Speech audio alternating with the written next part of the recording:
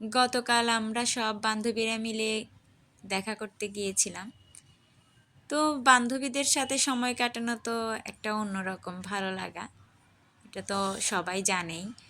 সেই কলেজ লাইফে যাদের সাথে প্রতিদিন দেখা হতো, কথা হতো, তাদের সাথে এখন ফোনে হাই হ্যালো যা হয় টুকটাক। কিন্তু দেখাটা তো খুবই কম হয়। আর আমার সাথে ওদের অনেক বছর পরে দেখা হলো, কারণ আমার সময় হয়ে ওঠে না যে একটু দেখা করব। ওরা যদিও অনেকবার দেখা করেছে আমার সাথে, এইবার মনে হয় প্রথম এইভাবে দেখা হলো। কয়েকজনের সাথে এমনিতে বিভিন্ন জায়গায় দেখা হয়েছে, তবে এরকম সবাই মিলে একসাথে আমার সাথে এই প্রথমই দেখা হলো।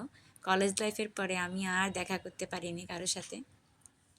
তো এবার আমরা খুব সুন্দর করে ভিডিও করেছিলাম, এক একজন এক একটা গিফট এনেছিলাম, খুবই আনন্দ করেছি। আর স্পেশালি তাইরিনকে অনেক ধন্যবাদ, তাইরিনের বার্থডে উপলক্ষে আমাদেরকে খুব সুন্দর করে ট্রিট দিয়েছে।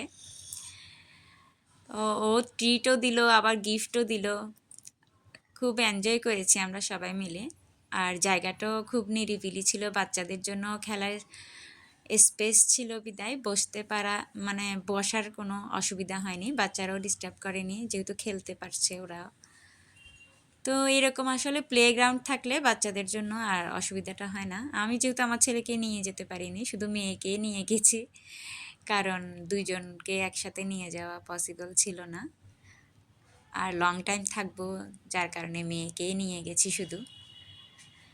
এই যে প্লেগ্রাউন্ড, বাচ্চাদেরও খুব আনন্দ হয়েছে, ওরা খুব এনজয় করেছে। আমার ছেলেকে নিয়ে গেলে ও খুব খুশি হতো, ওর জন্য খুব মন খারাপ হচ্ছিল যখন এরা খেলছিল দেখছিলাম।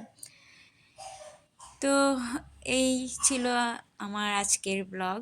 আপনাদের কেমন লাগলো জায়গাটা অবশ্যই কমেন্ট করে জানাবেন।